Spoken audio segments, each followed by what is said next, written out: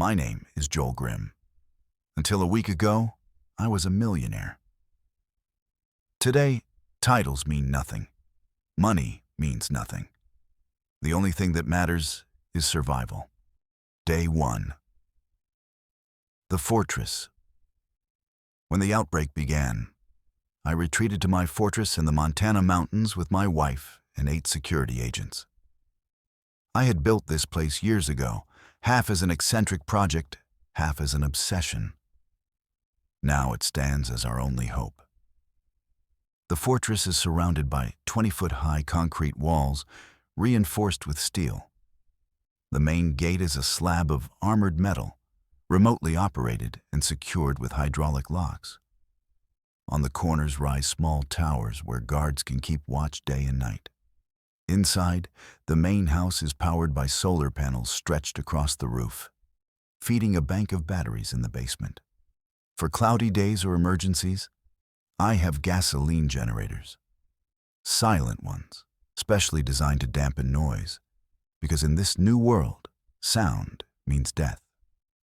There is food, a pantry the size of an apartment, filled with shelves of canned goods, dried meats, pasta, rice, honey, and whiskey. In the back, a cold storage room keeps longer-lasting supplies fresh. Beyond the main structure lies the heart of the compound, the garden. Neatly organized rows of vegetables, tended by Elias, the caretaker, and his family. Potatoes, carrots, beans, tomatoes, all growing steadily. Beside them, a pen with a few cows, and a chicken coop that provides us with milk, eggs, and meat. At night, when the gates shut and the security system hums quietly, the fortress feels almost alive, breathing with us, protecting us. Still, I know the silence outside hides a truth. The dead are out there, wandering, listening, waiting. Day 2, counting the days of the second day, was dedicated to structure. Chaos outside the walls meant order had to rule inside. My security agents walked the perimeter with methodical precision, checking every inch of concrete, every bolt in the steel gates. The cameras were tested and recalibrated. Ammunition was counted, thousands of rounds stacked neatly in metal crates like pieces of currency in the new world. Elias tended to the animals. The cows moved lazily, unaware that the world had collapsed, their warm breath curling into the morning air. The chickens scratched at the ground, producing eggs that would become breakfast. These small rhythms of life felt like stolen fragments from a world that no longer existed. Inside the house, Amelia reorganized the pantry. Cans, jars, sacks of rice, bottles of oil. She handled them like relics. Each item was no longer just food. It was survival, measured in weeks and months. As night fell, a strange quiet spread over the compound. But beyond the walls, faint groans drifted through the mountains. They were out there, wandering, searching. The sound was distant but carried a promise.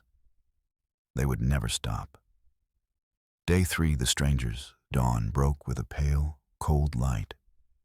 On the surveillance monitors, movement stirred at the edge of the forest. At first glance, it was the dead.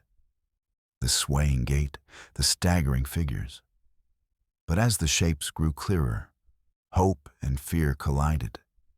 They were living, a family, exhausted, starved, on the brink of collapse. 2 parents carrying 2 small children, their clothes torn, their faces pale, their eyes filled with a desperation I had never seen before. We opened the gates.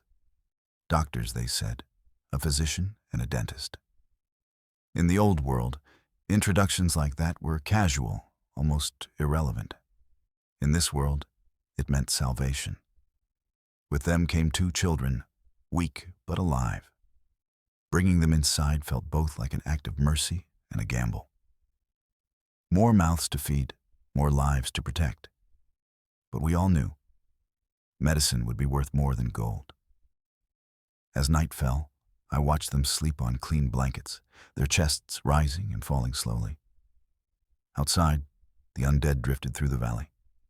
Inside, for a moment, the fortress felt like a sanctuary. Day 4. A fragile routine. By the 4th day, the rhythm of survival had settled in.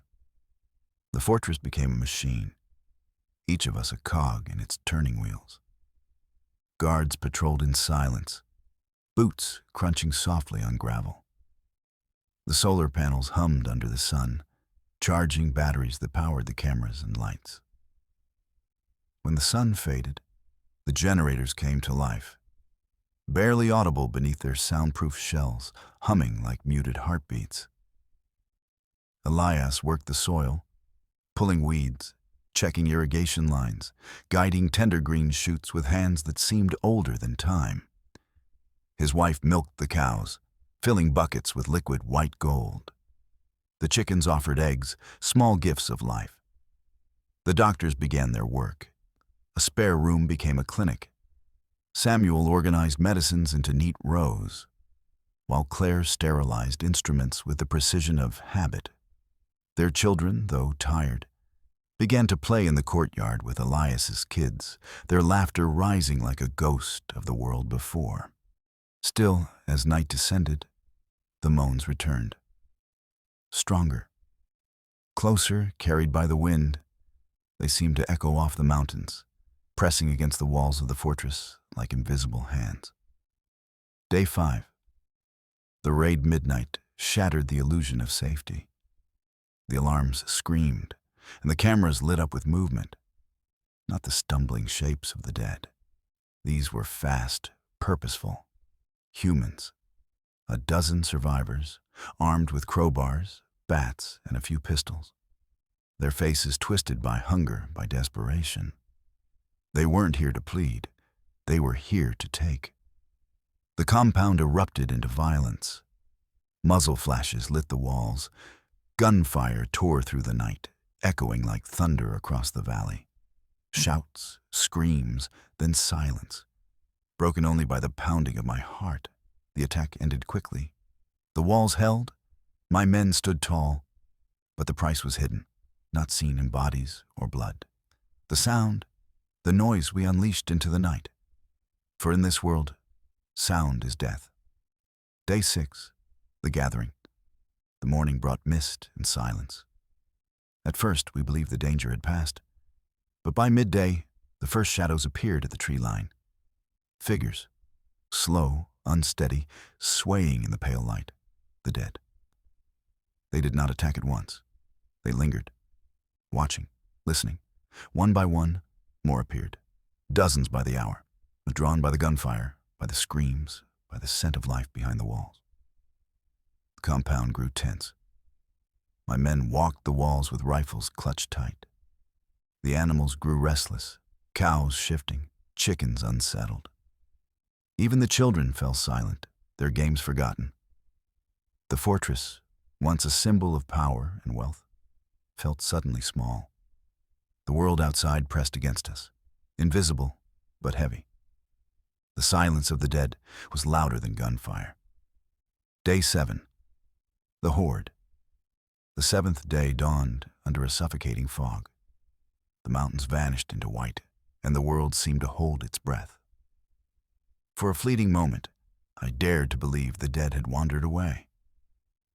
Then the sound began, low at first, a chorus of moans carried through the mist. Footsteps, dozens, then hundreds, dragging against the earth. And then they came. Out of the fog, shapes emerged. First a line, then a crowd, then a tide, the horde, hundreds of them, maybe more. Moving together, drawn by the noise of the raid, by the echoes that had carried through the valley. Slow, swaying, relentless. Not fast enough to outrun a bullet, but too many to stop. The fortress loomed strong with its walls, its steel, its silence. But as I stood on the ramparts and watched the wave approach, I felt the truth. This was not a fortress. It was a cage, and the dead were closing in,